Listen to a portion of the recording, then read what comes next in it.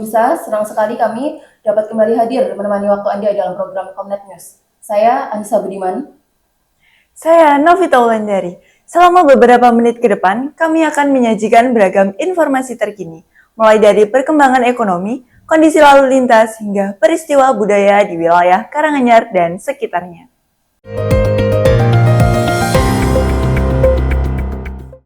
Pemirsa, kenaikan harga bahan minyak atau BBM kembali memberikan dampak bagi masyarakat. Selain mempengaruhi biaya transportasi, kenaikan ini juga berdampak pada aktivitas ekonomi serta distribusi barang di berbagai daerah. Berikut laporan selengkapnya. Selamat siang pemirsa, kali ini saya sedang berada di SPBU Papahan Karanganyar. Antrian kendaraan beberapa hari terakhir ini tampak semakin panjang. Kondisi ini dipicu oleh naiknya harga Pertamax dan banyaknya para pengguna Pertamax yang beralih ke Pertalite, sehingga menyebabkan kepadatan antrian di beberapa SPBU. Kali ini saya sedang berada di SPBU Papahan Karanganyar. Kali ini saya sedang bersama Mas Bagas selaku pengawas di SPBU Papahan Karanganyar. Untuk naiknya harga BBM ini khususnya Pertamax, apakah berdampak ke penjualan Pertamax? Karena kan banyak pengguna Pertamax yang beralih ke Pertalite.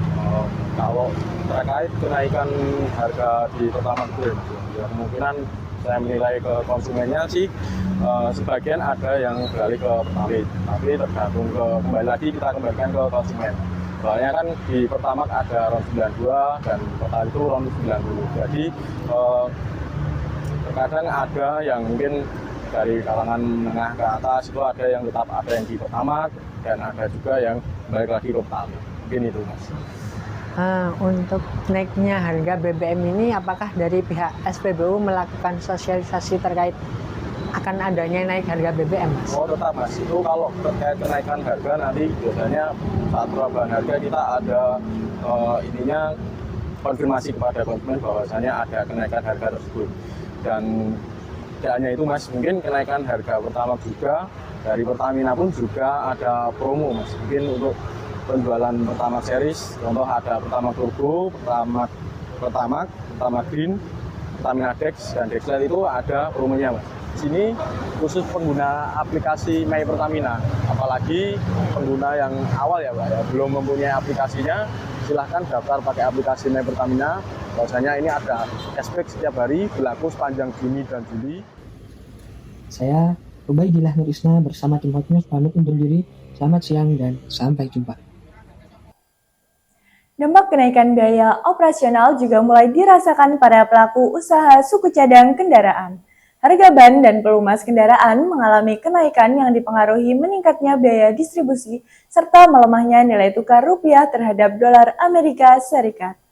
Kondisi ini membuat daya beli masyarakat ikut menurun dan para pedagang berharap kondisi ekonomi segera membaik. Terus melemahnya nilai tukar rupiah terhadap dolar Amerika Serikat kian berdampak luas bagi para pelaku usaha, termasuk suku cadang kendaraan, seperti ban dan pelumas sepeda motor. Sejumlah merek ban yang berada di kawasan Papahan Karanganyar mengalami kenaikan harga yang cukup tinggi, yakni sekitar Rp10.000 hingga Rp20.000. Selain ban, kenaikan serupa juga terjadi pada pelumas oli sepeda motor dari berbagai merek dengan kisaran Rp7.000 hingga Rp12.000. Sejumlah konsumen mengaku sangat terkejut dengan naiknya harga ban dan oli kendaraan. Konsumen terpaksa tetap mengganti oli dan ban demi kebutuhan dan berharap semoga harga ban dan oli segera kembali normal. Kalau tanggapan saya itu kaget sebenarnya Mas. Itu harga kenaikan oli sama ban itu udah hampir 20%. Kalau harapan saya ya segera saja semoga harga bisa kembali normal. Kenaikan suku cadang kendaraan yaitu oli dan ban yang terjadi sejak awal Mei lalu membuat konsumen menurun. Akibatnya omset penjualan menurun hingga 12%. Pemilik bengkel juga mengaku naiknya harga ban dan oli diiringi turunnya pendapatan. Dari harga oli naik, terus customer pada ngeluh. Awalnya harganya 70 jadi 80 gitu. Terus keuntungan bagi kami sedikit berkurang juga, awalnya banyak terus sekarang mepet karena kenaikan harga. Jika nilai tukar rupiah melemah, maka bukan tidak mungkin harga suku cadang kendaraan akan terus mengalami kenaikan. Para konsumen maupun pelaku usaha berharap adanya upaya nyata dari pemerintah agar harga suku cadang kendaraan bisa kembali normal. Saya Muhammad Khairul Imam, Karanganyar melaporkan. Dari perkembangan ekonomi, kita beralih ke peristiwa budaya. Menjelang malam satu suro, sejumlah daerah mulai menggelar berbagai persiapan tradisi yang menjadi bagian dari budaya masyarakat Jawa. Kirap budaya, doa bersama, hingga pertunjukan seni digelar sebagai bentuk pelestarian tradisi sekaligus menarik minat wisatawan untuk berkunjung. Selamat malam pemirsa, saya Muhammad Abi Yunus melaporkan langsung dari kawasan Keraton Surakarta Hadiningrat. Tepat di malam satu suro ini, suasana di sekitar keraton sudah dipadati oleh ribuan masyarakat yang antusias menanti jalannya prosesi kirap pusaka dalem. Malam ini tidak hanya sekedar memperingati Tahun Baru Islam atau Satu Suro, namun memperingati momen spiritual yang sangat sakral bagi warga Solo dan sekitarnya. Udara malam ini terasa begitu magis dan diiringi alunan gending Jawa yang samar-samar terdengar dari dalam area keraton.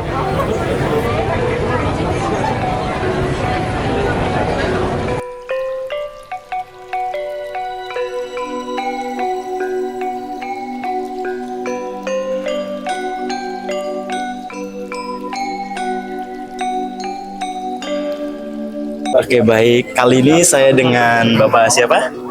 Saya BRM Nugroho Iman Santoso.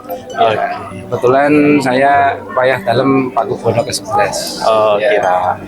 Saya mau nanya sedikit nih, apa sih perbedaan kirap Satu Suro pada malam hari ini dengan malam Suro tahun yang lalu? Kalau sebetulnya konsepnya sama, karena itu tradisinya sudah berjalan sejak Pakubono kedua. Oh iya. Jadi ini tradisi turun temurun ya. Iya, betul. Jadi tidak bisa diubah. Dan tidak, kebetulan penerusnya tidak ada yang berani. Oh iya.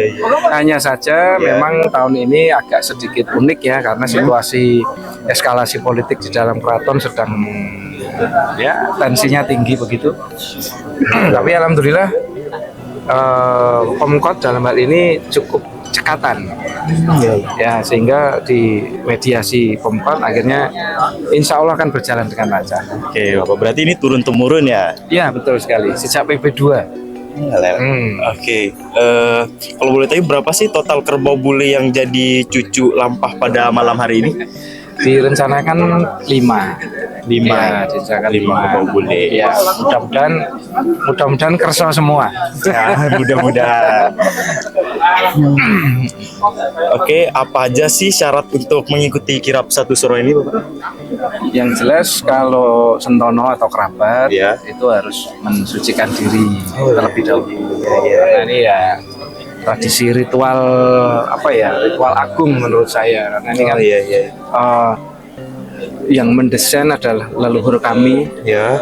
yang mendesain mengeksekusi adalah raja-raja terdahulu kami, sehingga ini ritual ini memang luar biasa, tidak sembarangan, berbeda dengan ritual-ritual yang lain. Oh, baik, Bapak. Berarti harus menyucikan diri terlebih dahulu ya? Betul. Mungkin bisa berpuasa, Ya. kemudian mandi besar Besar dulu, ya, mandi wajib. ya semacam itulah. Dan yang jelas harus secara spiritual. Ya. Kalau secara keadministrasian ya nanti didata oleh panitia. Berarti ada panitianya juga. Betul. Mungkin sekian wawancara saya bersama Bapak. Ya gitu aja. Oke, segitu aja. Terima kasih. Ya, sama-sama. Semoga. Baik, sekian laporan dari saya kembalikan ke Anissa. Baik pemirsa, usai mengikuti berbagai informasi aktual, kini saatnya kita menikmati sisi lain Karanganyar dan Solo melalui sajian feature yang mengangkat pesona wisata, kuliner, dan sejarah perkebunan teh. Bersama rekan saya, Ihwan Kurniawan. Baik, terima kasih Saudari Novita. Baik pemirsa, perjalanan diawal dari objek wisata Centung Blumbang di Kecamatan Tawangmangu. Destinasi ini menawarkan suasana alam yang asri dengan aliran sungai pegunungan yang jernih, area bermain keluarga, camping ground, serta berbagai spot foto yang menarik bagi para wisatawan.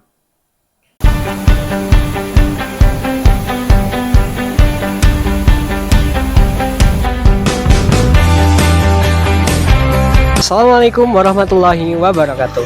Selamat pagi pemirsa, kali ini saya sedang berada di salah satu kecamatan yang ada di Kabupaten Karanganyar. Pagi ini saya akan mengajak para pemirsa untuk mengeksplor salah satu destinasi wisata yang ada di Kecamatan Tawangmangu. Di tengah sejuknya alam Kabupaten Karanganyar, terdapat sebuah destinasi wisata yang menawarkan keindahan alam yang masih asri dan menenangkan. Inilah wisata Centung Lumbang yang berada di Desa Lumbang, Kecamatan Tawangmangu. Tempat yang cocok untuk melepas penat dari kesibukan sehari-hari. Akses menuju lokasi wisata hanya dapat dilalui oleh kendaraan roda 2. Namun, bagi pengunjung yang menggunakan mobil tidak perlu khawatir, karena kendaraan dapat diparkir di area atas atau di lapangan yang telah disediakan. Setelah itu, perjalanan dapat dilanjutkan menuju lokasi wisata. Baik teman-teman, kali ini saya sedang bersama salah satu adik-adik yang menjadi wisatawan di Centung Lumbang. Oke adik-adik, ini dari mana ini? Dari SDM 03 Gudang. Menurut adik-adik, wisata di Centung Lumbang ini asik nggak? Asik. Adik-adik tadi di sini habis ngapain aja? Berenang, jalan-jalan, main air.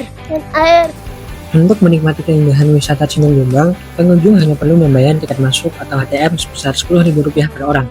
Dengan harga yang terjangkau, pengunjung sudah dapat menikmati suasana alam yang sejuk, air yang jernih, dan pemandangan yang memanjakan mata. Menurut masnya, apa yang menjadi daya tarik di wisata Centung Lumbang ini? Untuk daya tariknya itu dari alam. Dari pengunjung itu datang sendiri. Waktu masih perkebunan itu belum ada pengunjung. Untuk pengelolaannya sendiri itu dari masyarakat atau pribadi, Pak? Untuk pengelolaan ini melibatkan untuk UKM masyarakat. Tapi untuk pembiayaan juga saya sendiri. Ya, terima kasih Bapak. Jadi, jika Anda sedang mencari tempat wisata yang sejuk, nyaman, dan menyegarkan, Centung Lumbang bisa menjadi pilihan yang tepat. Dari wisata alam, perjalanan berlanjut ke Kota Solo untuk menikmati kuliner legendaris. Es dawet Pasar Gede, perpaduan cendol yang lembut, santan gurih, dan gula merah yang manis menjadikan minuman tradisional ini tetap dinikmati masyarakat hingga sekarang. Selamat siang pemirsa, kali ini saya berada di Pasar Gede yang dimana menjadi salah satu ikonik nih di Kota Solo. Kali ini saya akan mengunjungi salah satu kuliner yang sangat legendaris nih di sini. Oke, tanpa lama-lama, mari kita masuk.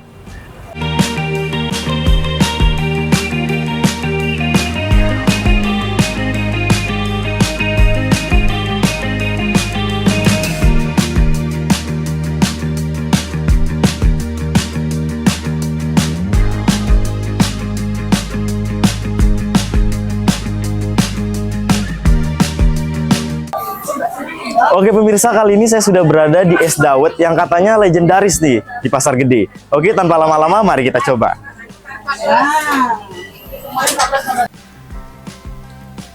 Dawet Telasi Bu Dermi dikenal sebagai salah satu kuliner legendaris yang tetap eksis di tengah hiruk-pikuk Pasar Gede Solo.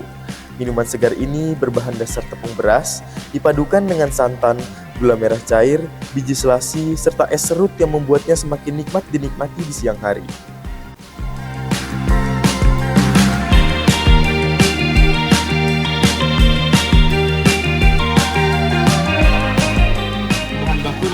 Bahan baku plastik kan saat ini, apakah dawet Bu Dermi ini juga ikut naik?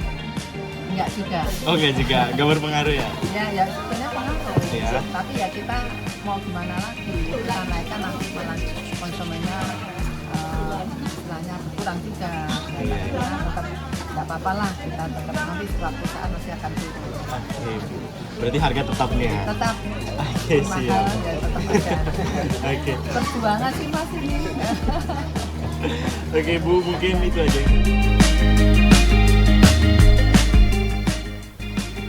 Itulah sekilas cerita tentang dawet Telasi Bu Dermi, kuliner legendaris yang terus menjadi cita rasa khas Solo di tengah perkembangan zaman. Semoga menginspirasi kita untuk terus melestarikan warisan kuliner Nusantara. Sampai jumpa di segmen kuliner berikutnya. Perjalanan Futures kita tutup di perkebunan teh Kemuning, Ngargoyoso, Karanganyar. Hamparan kebun teh peninggalan masa kolonial Belanda ini menawarkan udara yang sejuk, panorama lereng Gunung Lawu yang indah, serta cita rasa teh khas Kemuning yang telah dikenal sejak puluhan tahun yang lalu.